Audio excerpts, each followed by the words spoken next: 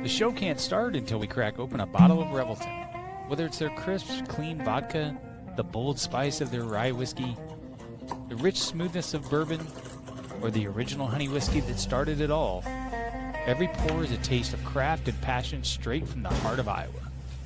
So pour yourself a drink, settle in, and get ready to relax, laugh, and enjoy the show.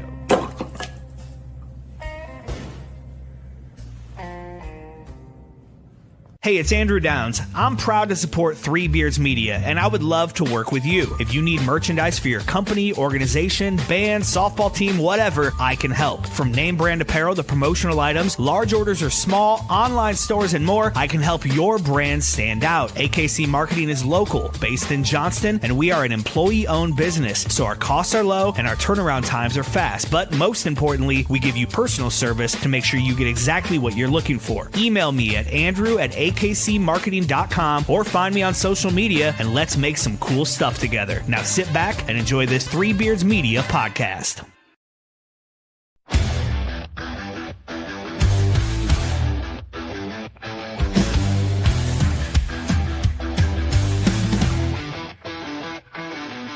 Red and gold on the edge of the sky, feel the rumble, hear the battle cry. Out in Ames where the storms ignite, we don't back down, we rise and fight. Jack Trice's name, yeah, it echoes strong. A story of honor still marches on. Through the rain, through the pain, through the fire we roar, 'cause we were built to thrive in the eye of the storm. Feel the ground shake, hear the crowd roar. Cyclone power, can't take no more. Legends rise, this is our norm. We stand tall in the eye of the storm. There's a cyclone blowing on the outskirts tonight. Jack Trice shakes when the team takes flight. Milton's rocking, hear the magic call. We rise together, we'll never fall.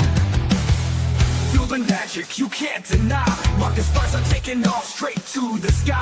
Brick, big play, Kirby making history. When the moment gets tough, that's the cyclone way. Through the trenches, through the lane, through the heat, through the rain. When the storm comes blowing, we embrace the fight. 'Cause the cyclones strike when the time is right. Feel the cyclones strike when the time. All right, welcome back to the Side of the Storm, where we talk all things Cyclones. We are live from the AKC Marketing Studio with Andrew Downs and sponsored by Revelton Distilling Company out of Osceola, Iowa. And we welcome our newest sponsor to Three Beards Media, styled by JJ's Boutique. And guys, I had a chance to meet JJ on Monday night with Chris Shipley hosting Old Man Strength, and she some style. She definitely brings some style, much more style than we probably can bring to the here with my Storm Team partners and Cyclone greats, Mr. Vintage, Brent Big Play Curvey, and the legend Marcus Pfizer. Good evening, gentlemen. How are you? What up? What up? And tonight we have a very special guest, a fourth member to the team, another Cyclone legend that a lot of us remember, and a guy that really helped to start this drive of success that we've seen under the football team. A guy that I just found out, I had not known this, but had a nickname of Big Cell Block, and I should have known better, but Marcel Howard, welcome to the show. Glad to have you on tonight. Yeah, glad to be here. Thanks for having me. Yeah. All right, so Cyclones are coming off a big game over the weekend. Well, just yesterday against Arizona at home, a big whiteout game.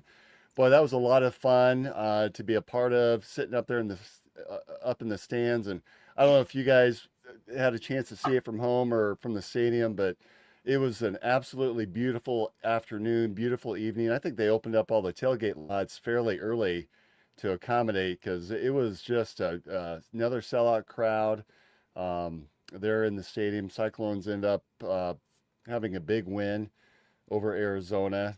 Gentlemen, any initial thoughts on that game? It was a little bit slow in going, but very methodical. Cyclones just kept coming, and Arizona didn't seem really to have an answer outside of that first drive of the game.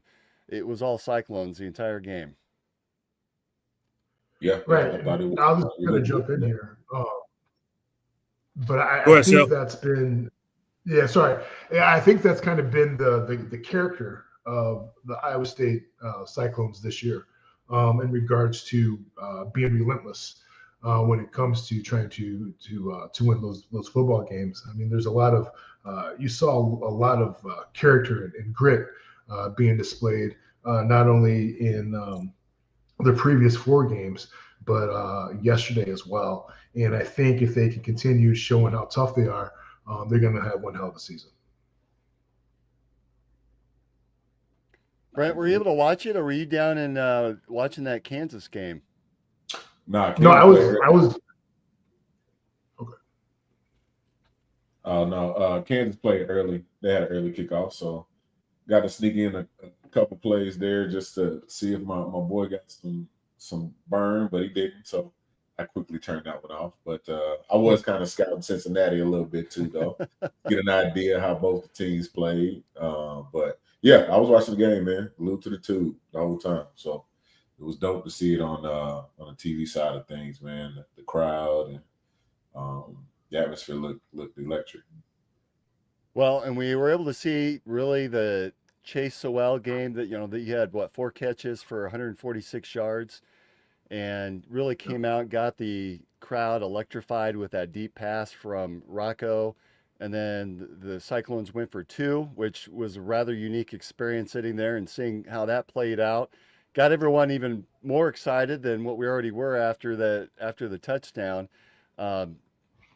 Coach Campbell had made reference that he was we're on our 3rd string kicker, Chase Smith, wanted to give him a chance to just settle down a little bit, relax, not be so jazzed up. And it really, I think it had the effect that he wanted to see, because after that, Smith came in and he was solid the rest of the evening on all of his extra points and did what he had to do in replacement of Kyle Conradi, who's continuing to be out for at least for the initial part of this season. We'll see what it looks like for these last half of the year. But any thoughts on that, on the Chase Sowell experience here against Arizona? Marcus, what about you?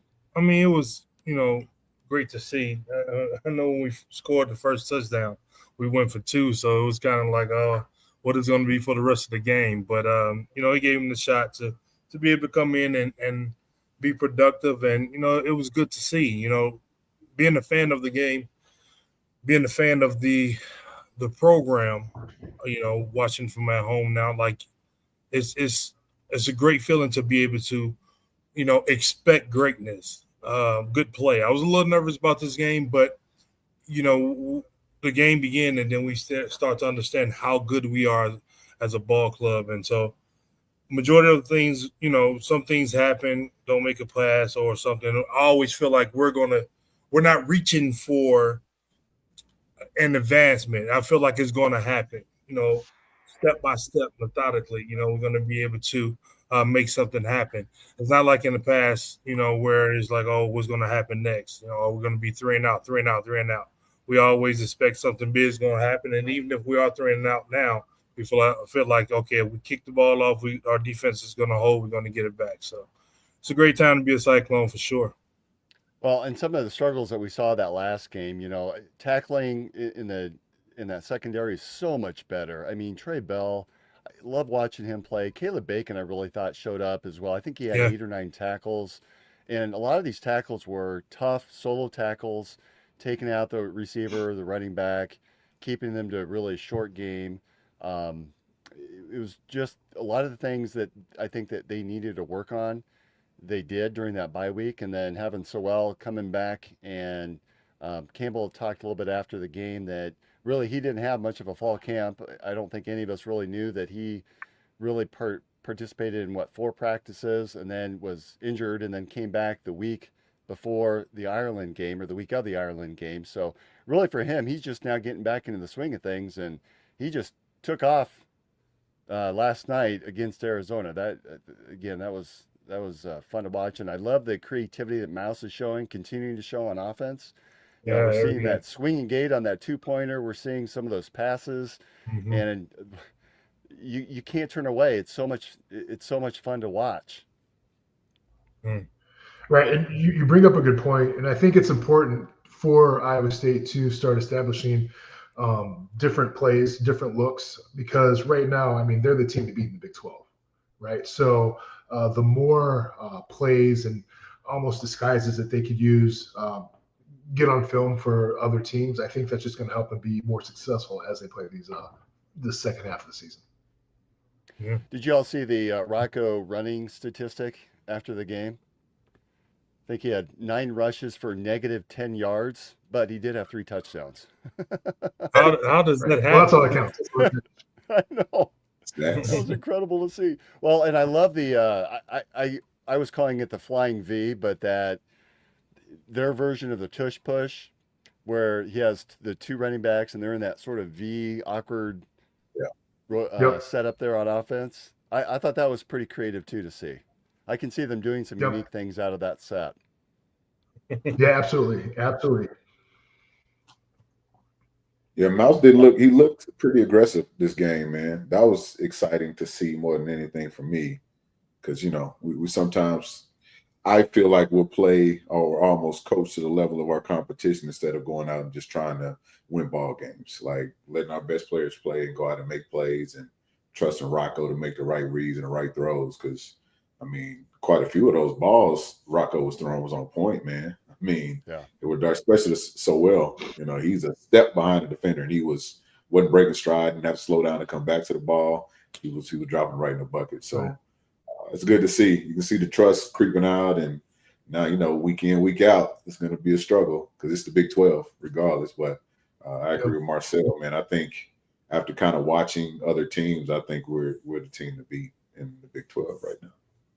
And Jaybird had posted on YouTube, it looks like, you know, the injury bug is starting to rear its ugly head again. You know, last year we got used to the depleted linebacking core. This year we started to see the 2 kickers out, and now we're really seeing some damage being done with Captain Jeremiah Cooper, who's now officially out. We saw some rumors earlier in the week that he may have torn his ACL. Coach Campbell is mentioning a ligament, so we'll just keep it at that. But he's scheduled for surgery earlier in the week. We saw also in the defensive backfield, Deshaun James, who he'd come out. I did see him return to the game. Kejon Cummings-Coleman, who he looked like he was in a ton of pain after the game. That it looked like his shoulder or clavicle or something. I'm sure we'll hear a little bit more about that earlier in the week. Big Dom Orange, Big Citrus had come out for a bit. I think he returned, but then he ended up, I think he was more in the latter half of the fourth quarter. I don't think he played nearly as much. And boy, Xavier Townsend, the way that he got hit on that punt, I don't know how he returned to the game. It was a solid hit. Illegal as hell. But he was hit hard. I don't know how he came back. Tough kid. Well, I mean, these guys definitely know about football a lot more than me. And, I mean, that's just the nature of the game. Like, I mean, has anybody ever played, like, every single game for their entire career in football? I mean, you're going to go through so many different injuries and things of that nature. I mean, that's a lot of big, strong guys running into each other at high speeds. And I don't think a lot of people understand that, you know, people like the aspect of the game, of it being a game, but people don't understand, like, you know, these some big, strong guys. You guys, some big, strong guys are running into each other and grabbing it. I was telling my wife the other day, like, I can imagine, like, how the biceps, you know, when you go to tackle and all of that be, you know, just constantly over and over and over again. So it's just a testament to, you know, what you guys go through, without a doubt. But, you know, it comes with the game. Like, you know, you're going to try to get as much as you can out of guys for the entire season. But, you know, you understand that injuries is going to come for sure. Right, exactly, Marcus, and that's a really good point. I mean, it definitely is a part of the game. And I think something that we have to keep in mind as a fan base is the fact that these other schools are going through the same injuries that we are, right? So if you look across the board when it comes to injuries throughout the longevity of a season, I mean, there really is, what it really comes down to is which team has the better backups, if that makes any sense, especially in the second half, because you're going to be rotating in a lot of guys back and forth due to injury. So, and it looks like, you know, Matt Campbell has done an excellent job of recruiting and having stand-up guys that could go in and next man up, right? So I really don't foresee a big drop-off when it comes to adding in the number 2s and number 3s on the depth chart. I think Matt Campbell, like I said, has done a really good job of recruiting the right guys. And when it comes to Iowa State football, like we don't necessarily are the talented, but we definitely are the biggest badasses, if that makes any sense. Marcel, you talk about this being having the talent and the backups to come in and do the job. You know, you were really part of a very special team. You know, I think a lot of us look back at that 2000, the Inside Bowl champion team, and you were such an important part of that. I remember our offensive and defensive lines, for that matter. It felt like, so I graduated in '94. It felt like we had some big guys. We could not compete at that level. Then a guy like you comes in. Right. Were you seriously a tight end at first? Were you recruited in as a tight end? Did I read that So correctly? yeah, exactly. I was a tight end all through high school. I came in. I'll never forget my first day of two-a-days. I played one practice at tight end. The coach was like, "No, we got to shift your offensive line. You're too big. You're too big." So yeah, and I was slow. I didn't have good hands, so it was a good move. It was a win-win situation for everyone.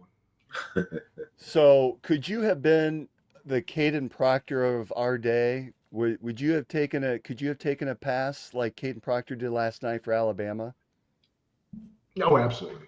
Absolutely. You know, that was always my dream I always wanted to either, you know, catch a pass in the end zone or be like a fullback on the goal line and just do what Fridge used to do with the Bears. Oh yeah. That's every lineman's dream right there. Yeah. And Curvey, you know all about that because you had multiple scores playing defense.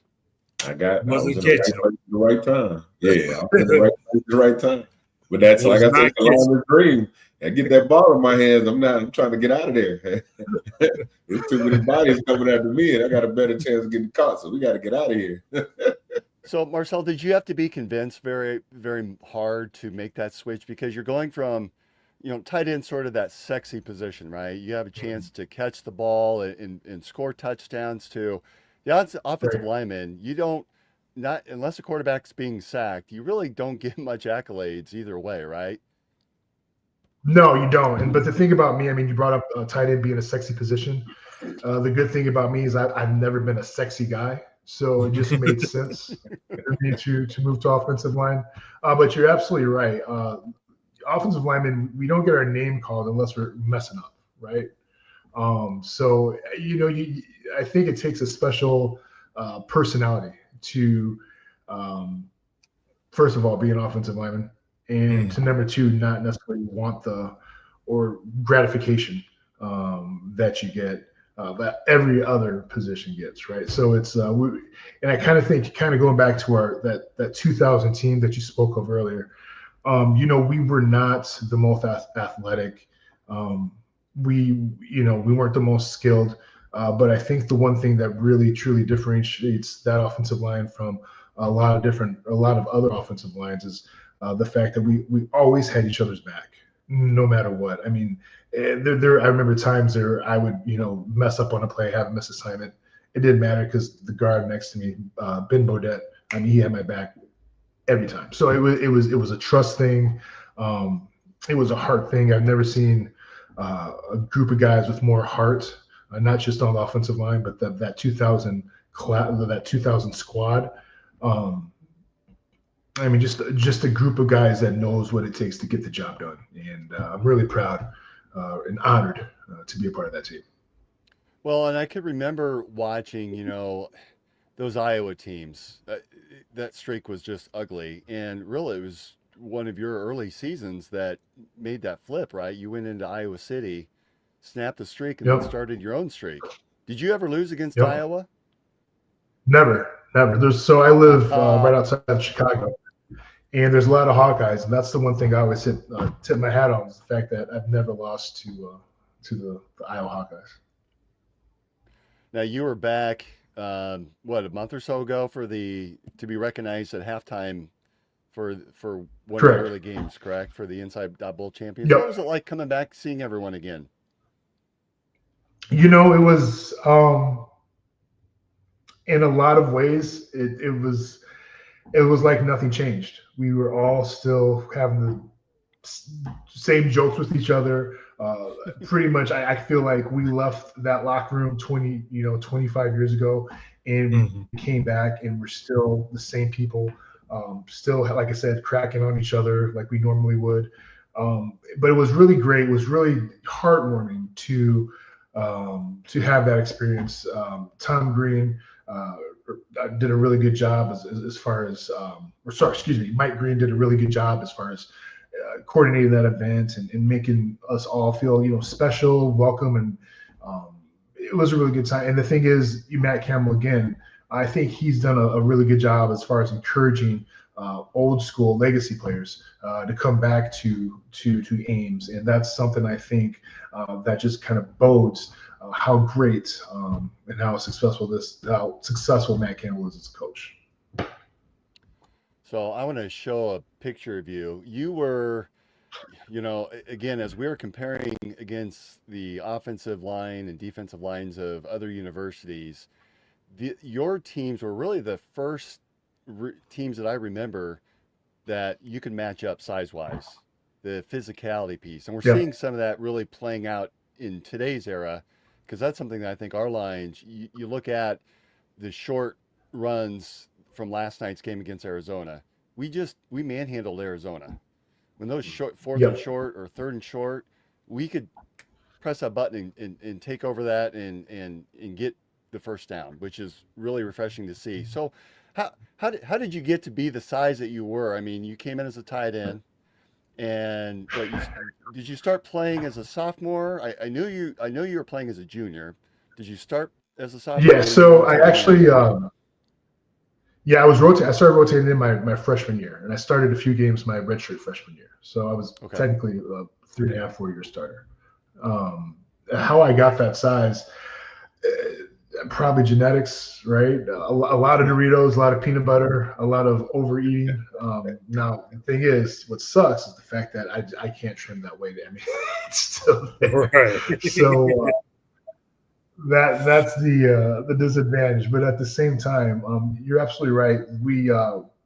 There was a lot of grit with that team. I think one of the things, if you look back at our line, I think as far as sacks are concerned, I don't think we had over double digits of sacks. I don't think we had over 10 sacks that season. And again, I think that goes back to just the mentality of that offensive line. And then we also had Steve Loney as a coach.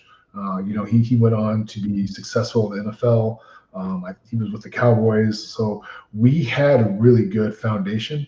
And it was a very special group.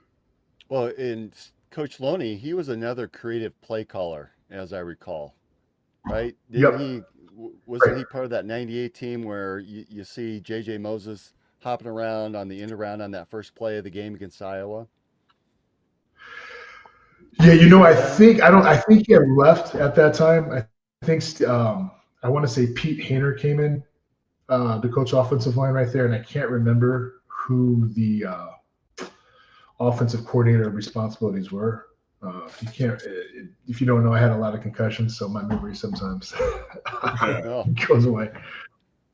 But you had some really good players, right? You had Sage as your quarterback. You had Ennis Haywood, correct, running back. Rest in peace, Ennis Haywood. Yes. And of course, Reggie Hayward, who Marcus talks frequently about, and Brent talks about quite a bit. Reggie was an intimidating force on that defensive line. What was it like going up against him every day? I loved it because the old adage, steel sharpens steel, right? Right. So we would get at it. But we got at it for the 3 years that we played together. It was, and I kind of think having players like Reggie Hayward, James Reed, Ryan Harklaw, Kevin Durande, those are all really good Division I, Big 12 caliber athletes, and going against those guys every day, like I said, just really helped us as offensive line better our skill set, right? Yeah, and a number of players from that team played in the NFL too, right? Yep. I know James Reed was on that team, Reggie Hayward. I'll have to look at the roster. And there's also JJ, Mike Banks. Mm-hmm. Yep, Mike Banks. Carson's, who I think Brent, you replaced Jordan Carson's when he left, right? Or he was injured and you came in for him? Yep. Carson was there. I had a brief stint with the Lions. Like it was, we had some players that were definitely talented. So that 2000 team, I had to go back and look it up because I just remember all the good parts. But I was surprised to see you were picked for 5th in the Big 12 North, and of course finished that season 8-3. Went in to play Pitt in the Inside.com Bowl. What's your recollection of just how that season played out and preparing to go play in a bowl game? And, for at that time, that was the biggest bowl game. I think a lot of us as fans, 30,000 people filled up the Bob down in Arizona. Half of Iowa emptied out to go down there to watch that game. Right. I would have to say we weren't surprised, and I don't really want to speak for everybody, but for myself, I wasn't surprised. I knew the amount of work that we had put going into that season. The back on every helmet right now says, I will, right? And I think as a collective, we felt that we will. We will be successful that season. We will make it to a bowl game. Not only will we go to that bowl game, we will win that bowl game. So I think the overall mentality of just doing the best we can and making sure that we can win games, I think that was just instilled in us, especially after starting off 3-0, right? Because that's something we didn't do that you haven't seen before at Iowa State. So we did that 2 years in a row. Then, just carrying that momentum from those early games. And yeah, we had some stumbles. And the thing is, when we had stumbles that season, we stumbled hard. We lost big against Kansas State. We lost big against Nebraska. I want to say we lost big maybe against A&M, maybe. I can't remember. But there's 2 or 3 games where we totally just were dominated. And I think those were good lessons, good learning lessons to help us finish out the season strong. I don't think you lost 2 games in a row either that season. I don't think so. Wikipedia. It looks like started off 4-0, then lost to Nebraska, who was number 1. They came into Ames, which that would have been a heck of a win to beat the number 1 ranked team at Jack Trice at the time. So yeah, you never lost more than 2 in a row, or more than 1 in a row. Right. Yep. So it's been a long time since Nebraska been number 1. People don't remember. I told you, people don't remember them team. That Nebraska team, K-State back then. Those were some powerhouses, like crazy. Like we used to play them on the NCAA football game. Like you can't get Nebraska, you can't get K-State. They used to be that good. Right. Yeah. And they were not only were they good, but they were big. They're big and strong, right? And I remember K-State always had really good, fast linebackers. Same with Nebraska, but K-State's linebackers, they're as tall as I was, but, twice as fast,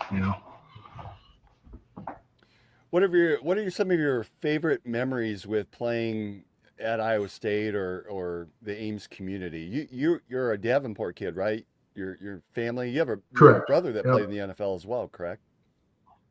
Yeah, my brother, Austin, he was actually, funny story about that, he was actually our water boy. So he would come on the sidelines and give everybody, water. He had his own six case of water bottles that he would hand out to everybody. But yeah, he had a pretty good, almost a decade career with various teams throughout the league.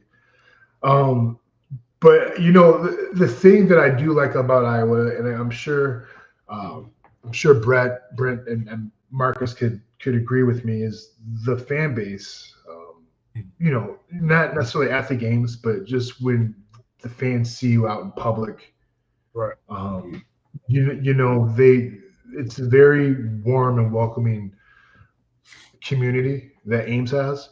That I think you're not going to see replicated in other college towns. I felt, and I don't know how it is now, but back then I felt like the town of Ames completely embraced us. And you know, a lot of the kids, you know, they're far away from home, and you know, it wasn't out of reach to see you know, families, you know, bringing in kids, and you know, just making them feel welcome, just that home away from home, right? Which is important. And I've been to a lot of, you know, different colleges, campuses, and I could tell you this, that Ames is definitely special when it comes to that aspect.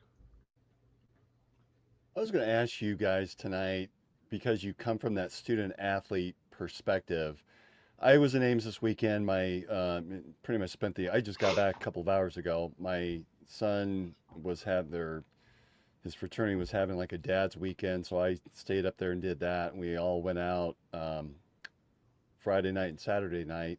And the student athlete doesn't matter, but it looked like they were being harassed a little bit by another student. Is that something that you guys really had to be cognizant of when you're out with your friends? Like, you should be able to experience the same things that other students do as well. But were you ever in a situation where, like, you just were being razzed on because you were a football player, you're a basketball player, and how did you deal with situations like that? Or maybe you didn't because everyone knew who you were. I don't think I ever got harassed. So, and these guys are just about as big as me as football players. So I don't know if they got harassed too much either. But I don't know if it has to be because we were known. But nah, I never got harassed at all. Yeah, no, it was. I'm just going to answer no comment. Okay. Well, you three are scary enough for me. I don't know. The student have to be dumb, but I'm sure that there was some alcohol involved in that. And I just saw it taking shape, and I thought, that guy is making a very dumb decision if he thinks he's going to get into a altercation with another student who is a student athlete that is much bigger than he was. So, I mean, liquid courage is a thing. There was a group of athletes that athletes though, so not just normal people, but and I say that because, you know, obviously the training's different and, you know, how guys are built different, but there was a group of athletes that we would, you know, there'd be after some too many, maybe beer bongs or something or keggers or whatever. Yeah, sometimes they start to size you up. You know, they usually have cauliflower ears and all that, so they don't care how big you are. You know what I'm saying? So they built a little different, but that's probably the only group of people that would say anything. But I think personal experience, I never had any issues with anybody. Yeah, maybe I should do a better job at remembering my audience and the fact that you guys are so big man on campus, literally the big man on campus. Marcel, do you remember playing or seeing Mr. Pfizer walking around campus? Because you would have been up there at the exact same time. Oh yeah, absolutely, Yeah, absolutely. I remember. I don't know if I ever told Marcus this, but my mom had a secret crush on Marcus Pfizer. Oh, Yeah, that never was she used to love watching him play basketball. She literally tuned into every game that he was playing that was televised at that time. And well, I hope I made her proud. Did you talk to Mark? Did you talk? Yeah, I talked to him all the time. I remember this one time Marcus thought he could actually lift weights with the football players for about a I was trying. Got a little bit of it in there. I started telling Coach Station, man, and I think this is gonna make me too strong for basketball. Man, Getty was kicking my ass in that weight room. I think this is gonna make me a little bit too strong for basketball. Man, come on. But it helped a lot. Yeah. So, Marcel, what are we doing today? What's your life look like today? Like I said, I'm out in the Chicago burbs. I have a 7-year-old son who's in 2nd grade. He's actually playing flag football right now. This past Saturday, he scored his 4th touchdown. So, Nice. Proud daddy moment. What city you in? Right now I'm in Oswego. Okay. So right outside Naperville. So I run a sales team for a boiler manufacturer. I don't know anything about boilers, but I know how to manage people and encourage and motivate people. So I guess that's my calling. And I really can't complain. Just really looking forward to spending as much time with my son as I can, and just trying to instill in him the values and the work ethic it takes. I think he's an athletic kid, and I want to see him go a lot farther than Daddy did. I think we all feel the same way. That's it, man. Yeah. Was there any one coach that had a more that you are today? Can you kind of faded out? Can you repeat that question? Sure. Is there a coach that had a more profound impact on your life and the person that you are today? Well, I think going back, looking at all the coaches, and Marcus, he brought this up. He brought this man's name up, but I think Matt McGettigan, our strength and conditioning coach. Dan McCartney was great. He did a great job as far as leading that program, turning that program around. And I think one of the things that when people look at, the success, Iowa State did have back then was based on our strength and conditioning coach, Coach Getty. You saw, at the end of the year, we give our player tributes. I don't think there's one player that did not give a shout out or recognition to Coach Getty. He was someone that could motivate anybody. He knew how to drill into people's unique, different personalities. I mean, ask Marcus. I mean, he pushed you, and you wanted to give him your best effort, right? I mean, I'll never forget him being on the sidelines. Cell block, come on, cell block. We need you on this play. We need you to make this block. He always encouraging us, and I think that if you talk to any Iowa State football player from back then, they would give you the same response. But Getty was our pulse. He was the heart and soul when it comes to coaching for that team. Man, to that, I hated Getty. So I don't know if he put y'all through in the beginning. Let me say that. Let me rephrase that. So I didn't like him in the beginning because I was a freshman. Yeah. I came from Texas, and I'm like, I was lifting all this weight in high school, and I get to Iowa State, and Getty's like, he had that moment where he's like, I don't give a fuck who you are or where you came from. Right. You're going to do it the right way, or, you know what I'm saying? You're not going to do it. So, it went from, not bringing the dumbbells in the weight room to I had to start over. So you talking, I was benching 405 and squatting, 500 pounds, but everything I did was 135. So I'm pissed because I'm like, there's no way I'm getting better, bro. I'm doing everything power cleaning 135. I'm like, what is this?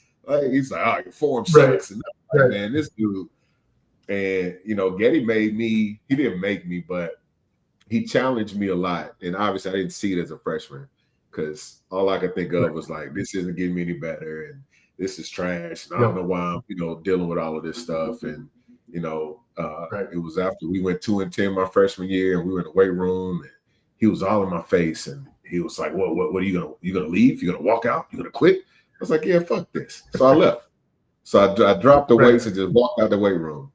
But I spent the week as a normal student, came back, and then Getty just all of a sudden had this immense respect for me because I came in, I took my punishment on the chin, I apologized to him, did what I had to do.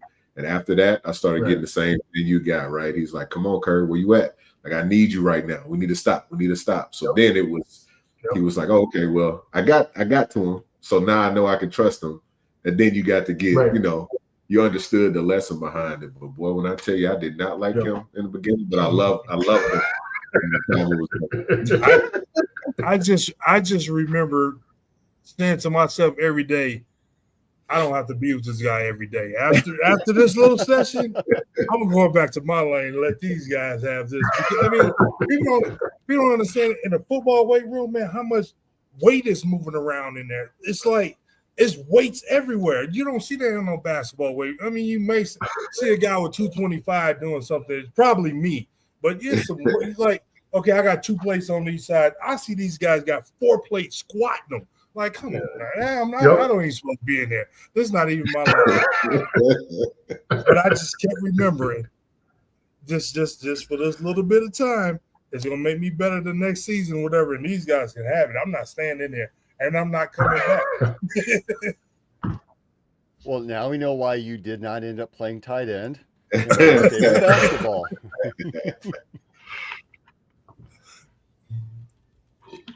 Would have loved to though. So how about some of these, did you immediately follow some of these, like the Brent Curvey teams that followed immediately after you graduated and moved on from the program? Or what was that like for you, looking back over the years and seeing some of these teams play? And do you do any compare and contrast with the teams that we see today? I think there always is some type of compare and contrast because, I mean, you could ask Brent this, you could ask Marcus this. I mean, you always compare your squad to who's ever on the table next, right? Absolutely. You know, and it's I think it's just something that we do naturally as athletes because we do have egos, just in case you didn't know, and we always want to be at the upper echelon, right, at the top. So there's always a comparison, always. But are you able to look back, and this is something that we talk about quite a bit, is the fact that you three represent what the program has now become. I mean, I don't want to call you grandpa, but you're really those senior members that helped to build the foundation to what we are today. Do you draw that same parallel that a lot of us as fans see, that you're the ones that really put in the hard work to help lay the foundation for what we see today? So I think the term that you were looking for is OG. So you are the OG. That's it. Definitely those. Yeah, I as far as I'm concerned, I don't know. You know, when guys like Coach Mack or Coach Loney come back and, you know, they talk about, you know, the things that we did to establish that and kind of get things turned around.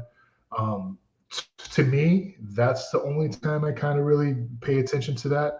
It might be different for Brent, might be different for Marcus. Well, actually, Iowa State basketball has always been pretty good, so I don't think there was really much of a turnaround. But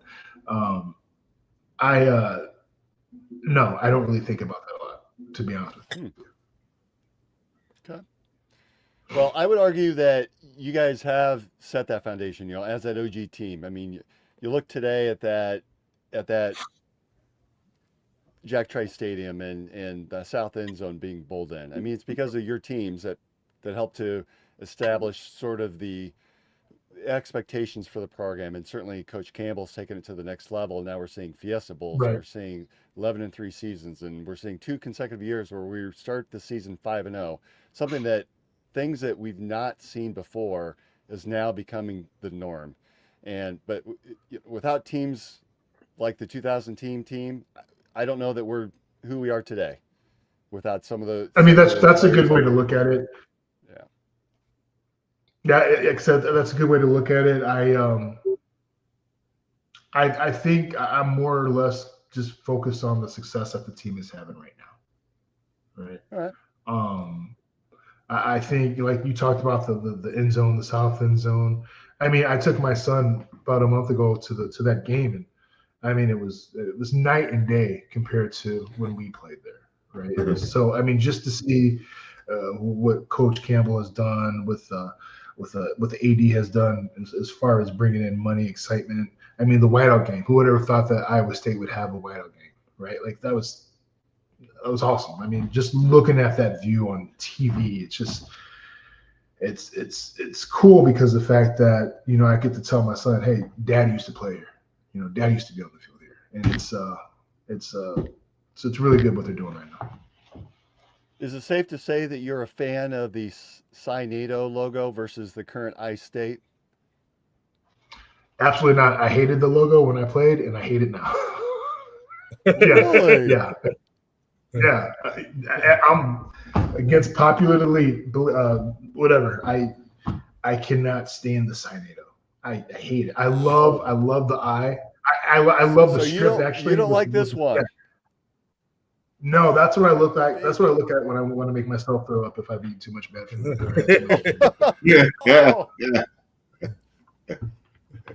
So, are you a fan of the black jerseys and the whites? Love the black jersey. Love the black jersey. I wish they wore black all the time. Really? Okay. Yeah. So you think that we should, because there's an audience out there that will yell and scream, "We're getting too far away from our primary colors." I welcome the comments. I know I'm going to get a lot of hate comments about that, but I think the black jerseys are sick. Like those are the best Iowa State jerseys I've ever seen in my life.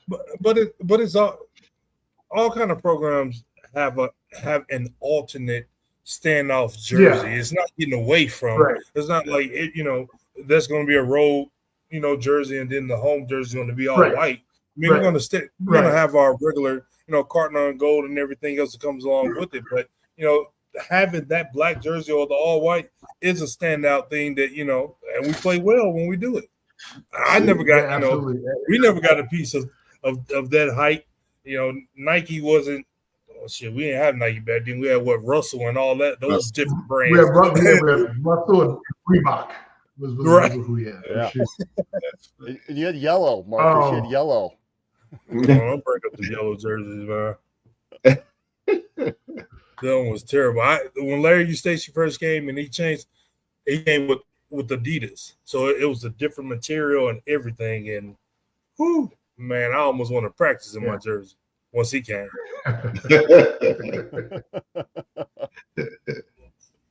All right, hey, let's take a quick time out here, a word from our sponsors, and we'll come back on the other side and talk more with Marcel Howard. Making great tasting bourbon requires the perfect combination of ingredients, conditions, and time. The longer it rests, the better it tastes. Revelton Distillery's new single barrel bourbon is made from 80% corn, sourced 100% from Iowa farmers. And unlike mass-produced bourbons, each barrel of Revelton's single barrel bourbon is unique, proofed on when it tastes best. As they like to say, it'll be ready when it's ready. And to ensure the highest standards of quality and flavor, owners Rob and Christy Taylor oversee the production and bottling. Every single barrel. Iowa born, Iowa aged, Iowa bottled. Try the new single barrel bourbon from Iowa's own Revelton Distillery. ReveltonDistillery.com.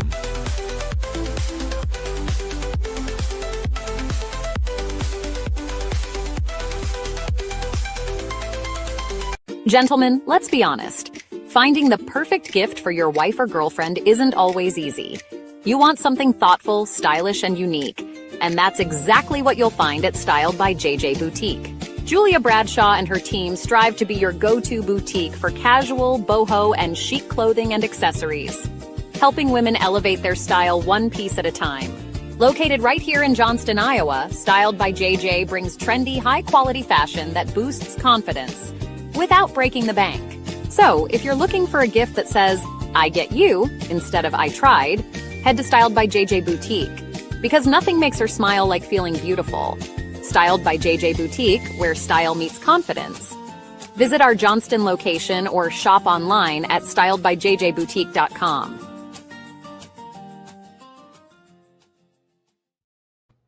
We are back to the side of the storm. Dave Larson here with Brent Gervais, Marcus Pfizer, and Marcel Howard. So the next game, next weekend, 11 o'clock kickoff for those of us in the central part of the country against Cincinnati at Cincinnati. Brent, when we went through our preview at the beginning of the year, this is a game that you had as a definite win. I had it as the first loss. I just was nervous about it. You said you did a little scouting of Cincinnati over the weekend. What are your thoughts for this weekend? I mean, let's be clear though, Dave. You was nervous about this game that we just played too. Coming up, that's true. That's true. Just saying. Nervous about all. Yeah, it doesn't take much. It seems like, but no. Well, but I think Cincinnati ran for 3 bills. I mean, they ran quite a bit this weekend, right? Yeah, they ran quite a bit. I think Kansas struggled a little bit in the run game. Sorsby looked good, so I think we'll have to contain him quite a bit. He made some decent throws. on the move, but they are dangerous. I'll say that. But obviously, it's Big 12 and now it's conference ball, so every team we play is dangerous. But I think it's I think Haycock puts the plan together. The way our secondary is playing, as long as we can, create some sort of rush and maintain Sorsby or keep him in the pocket and not allow him to just get loose, I think it's a game that we'll win pretty, handily. Okay. Marcel, did you notice this past weekend, especially as an offensive lineman, it looked like that we were bringing on the defensive side a little bit more pressure this game. I saw a little bit more 4-man front versus the three-man that we've been known for. Do you see any differences this game that really led to the success that we had against Arizona? Yeah, well, I mean, you brought up two really good points, and this is something that I kind of talked about earlier previously in the discussion is showing differences, such as a 4-man front on defense, shake things up a bit, because the more, I guess you could, I don't want to say confuse, but the more that you could throw at an opponent, the more that they have to prepare for, right? So the more things that you could have your opposing team prepare for, I think that's just going to set you up for success when it comes to playing those games. So I think continuing to do what they're doing, and you're right, they shook some things up on the offensive side of the ball as well. I think in order to be successful, we're going to have to see a lot more of that, not just sprinkles here and there. I think that we're going to have to do a lot more maybe gadget plays. I hate the term gadget plays, but like I said, we need to show other teams a lot more different looks.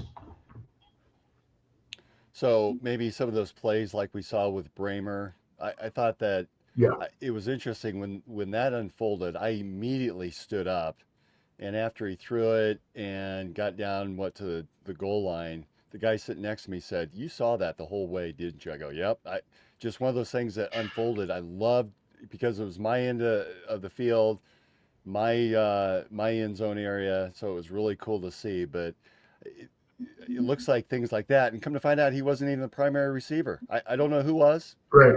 Maybe we'll find that against Cincinnati, but it's plays like that. You're right. I think we're showing some different things that other teams are going to have to be paying attention to and have to play against. Yeah, absolutely. And I'm interested in the offensive play calling itself. Maybe this is something you could follow up on. I wonder if they're going in with 2 plays at a time in different occasions and checking out of those plays if they're not seeing the right front. That's one thing that Coach Campbell has talked about, that Rocco has some flexibility. He's got so much experience playing that I think he's got carte blanche to call something different if he doesn't like what he sees at the line of scrimmage. So I guess that's one of the benefits of having an experienced signal caller. Right. I saw a couple times last night. I was wondering that because the play that they ran against the defense that was set up, it didn't make a sense, 2 or 3 times, or maybe 3 or 4 times. So I was just curious as to if that's what they were doing. Well, and I think that in watching Mouse these last couple seasons, he likes to play around a little bit, and I don't want to call it a throwaway play, but he comes up with some creative looks just to see what the defense does, and I think he puts it back in somewhere in his mind that, hey, I'm going to pull that out later in the game. He's really fantastic with things like that. Yeah, I would agree. Yeah, we come to expect that from him now. More so than ever now, because it is big plays. We tend to convert them. They're very exciting, get the crowd going and everything like that. And for the most part, I think a lot of times in the past, people just don't expect Iowa State to pull anything like that. So it's always great to see that we can do what the other guys can do, and can do it even better. Yeah, I would agree. I would like to see us go more for it on 4th and short situations. I want to get a little more aggressive on that aspect. We may see that with that new flying V. I love that. I love that lineup. I just love how they do it. Well, you saw the Eagles today. You know, they did they lined up for their tush push, and then ended up doing Right. a different play where Saquon came around the end. I can see Iowa State doing something like that in that formation. Yeah. Yep. But the thing is, I mean, what really set that up for the Eagles is the fact that every time they line up that way, they're given a tush push. So I think it's going to have, if Iowa State's going to be successful with what you're talking about, I mean, they're going to have to line up in that flank quite a few more times, I think. Yeah. Hey guys, any thoughts? Mike Gundy was fired earlier this week on Tuesday, following they've really not had a very successful last couple of seasons. Any thoughts on Coach Gundy? You know, he was the second highest tenured coach in the FBS next to Coach Ferentz out of Iowa. Any thoughts on Gundy's termination? Well, he's a man and he's 40, right? So you'll be all right. Yeah, but no, I understand the firing. I don't like it. The man's been with the program, like you said. He had a lot of tenure with the university. He played. He was a quarterback there. I don't like midseason firings. I mean, pretty much what that tells me is that you're folding for the season. I would have liked to see him at least, if they were going to get rid of him and replace him. I would have liked to see him stay throughout the remainder of the season. Right. I agree. Well, and that's something that we saw with Coach McCarney, right? You know, they allowed him to coach his last game, which is obviously the appropriate thing to do. And I don't know if they needed to make a decision on Coach Gundy this early, but obviously he pissed off enough donors that they ponied up to pay out his fee. But yeah, I'm surprised that they did it this soon as well. Right. Yeah, a guy like that, man, that's been involved with the program, like you said, deserves a little bit more respect. You know, almost give him his almost like a farewell tour, let him go out kind of on his own, on his own board. Obviously, you can let him know that time is up, but I think, given his position within that school and his program, man, I think it's only fair that he at least gets to finish out this season and can, potentially groom somebody else up, because the reality is you're not going to have a turnaround right now because you're going to have an interim head coach. There's not going to be a real big change within your program. So you're better off letting him finish it out. That way somebody else new can come in and, get the ball moving from there. But I mean, that's nature. Is now the best time to do it, because when there's a coach change in today's rules, students have 30 days to leave. Is this a way, hey, look, if we do it early in the season like this, it increases the likelihood that these kids stay? Could that be a reason why they do it now versus at the end of the season? I think they both anyway. I talking to my son, he said that I guess there's only going to be one window, he was saying. So maybe the spring window closed. So now it's just December portal window. Mm-hmm. So I think regardless, you fire them at the beginning or the end of the season, I think a lot of them guys are jumping ship. Yeah.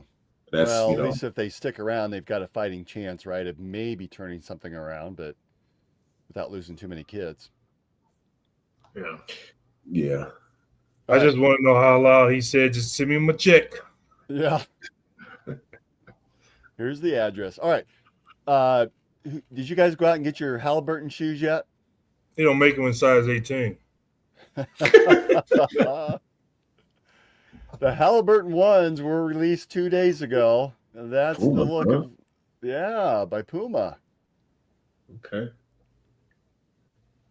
I'm not sure why the color blue, but they look short. I was just wondering that too.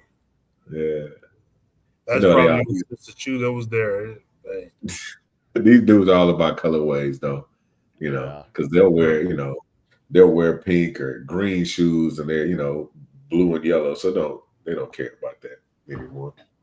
We couldn't do that back in the day. Like, your colorways had to be the color of the jersey or something like that. Now it doesn't matter. Like, it's nowhere close. It can be lime green, and it could be the Lakers. They don't care. Purple and shoes, LeBron shoes, pink. So, Well, and I see Tyrese also responded in a tweet. He changed his Twitter handle. Apparently, he was not a fan of the Hallie moniker, and he preferred Reese or Ty or any combination of the two. But now he's starting to catch on with the Hallie that everyone's been calling him. So get out and get your Hallie 1 shoes before they're sold out. In other basketball news, Monte Morris signs with the Pacers, so he's going to be a teammate of Tyrese Halliburton, although Tyrese is probably not going to play this season with I hope not. With the injury. You think there's a chance he'll come back? Did you see that what's the guy from Boston, Jason? He would be stupid to come. Like, there's absolutely no reach for what? For what? Yeah. The team is going to probably be terrible, even though the Fever is having a better year this year without Caitlin Clark. But the team's probably going to be terrible. So him coming back is going to do what? And Jason Tatum the same way. Let that season be what it is. Get a better player in the draft, and then you come back next year. Like, what's the point? I can see if it happened earlier in the year, but Tyrese got hurt at the last game of the season, and Jason Tatum got hurt a couple of weeks before that. I was surprised how much mobility Tatum had, though. I think it was on Instagram or wherever it was that I saw it on social media. I was surprised at how mobile he was. Now, granted, it was a short clip. It was isolated, so you're not seeing him out there running around the basketball court for an hour or so, and he's just in a drill format. But I was surprised after 4 months how well he is moving. So maybe there's a chance. Okay. Yeah, I'm agree with Marcus. There's no reason for him to go back. Right. And speaking of Iowa State injury news, Tamin Lipsey was announced earlier in the week that he has a grade 2 MCL sprain in his knee that occurred Tuesday in practice. He's going to be out 4 to 6 weeks. 4 weeks will mean that he misses the first exhibition game against Creighton. 6 weeks means that he would miss both the Creighton game and the Northwestern exhibition and the home opener against Fairleigh Dickinson. So do you hold him back and just play conservative for the 6 weeks? All of them. Or do you bring him back in as soon as he's ready? Miss all of them. Well, I mean, you said 2 exhibition games, and then who did you say? Fairleigh Dickinson? Fairleigh Dickinson, a home opener. Miss all of them. What's the point? There's no point. Like, he's the catalyst. He's Tyrese. He's Jason Tatum for the Iowa State Cyclones. Miss all of them. Well, and I think it gives the new guys a chance. There's Killian Torrey and Jamarian Bateman, who it gives them a chance to run the show and gives them a lot of playing time early on. If they can get 2 exhibition games in the home opener, that'd be great experience for those guys to come in and just experience Hilton, experience that high level competition. Because Creighton, they're a top 10 team, so to be able to go up against them, I think that would be a great opportunity for them to see what they can do and give them some experience early on in running that team. Yeah, exactly. Right, you want to have players that. Go ahead, Sal. Yeah, I was going to say you want to have players that typically don't get a lot of playing experience throughout the course of the season. To be able to step up and play against competitive teams like Creighton, I think that's just going to do nothing but help them for their future. So yeah, I'm all for having Lipsey sit out. I mean, probably even more, right? Right. I mean, because at that stage of the season, if he's not 100% against a team like Creighton, how is that going to help him also? I mean, that can cause more of an issue or whatever. So, hopefully we win, and if we don't, it's still early in the season, and the young guys be able to get some, the new guys be able to get some burn, and we keep moving on from there.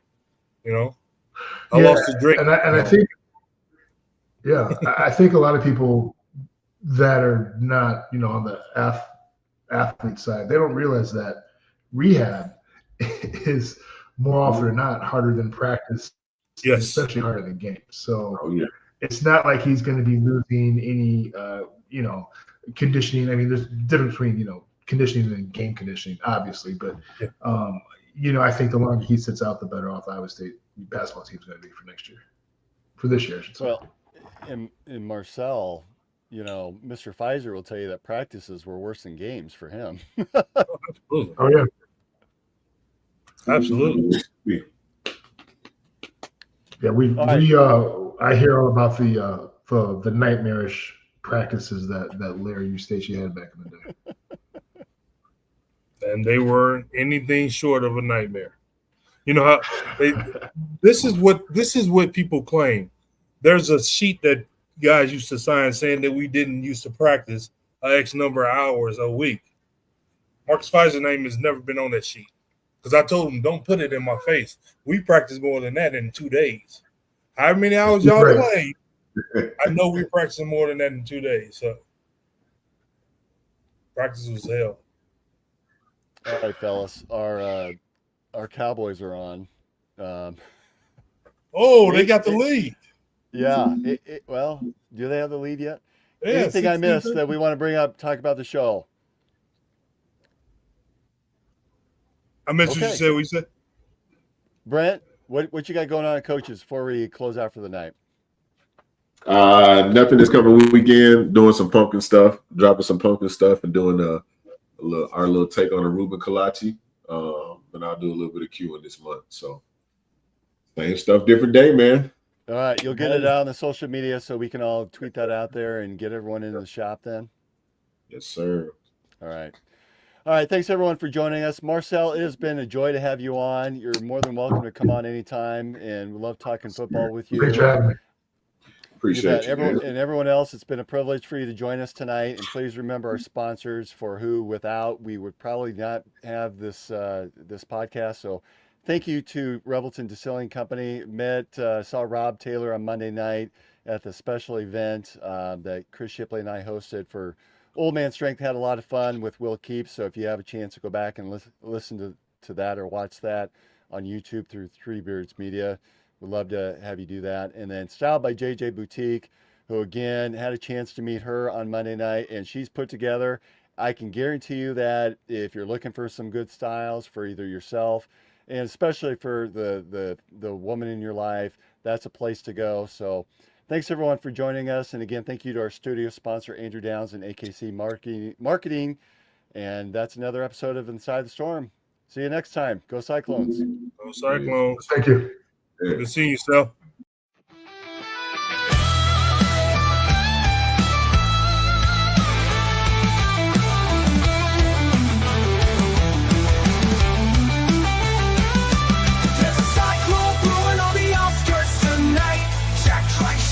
When the scene takes flight, Hilton's rocking, hear the magic call. We rise together, we'll never fall. There's a cyclone brewing on the outskirts tonight. Check right shakes when the team takes flight. Hilton's rocking, hear the magic call. We rise together, we'll never fall.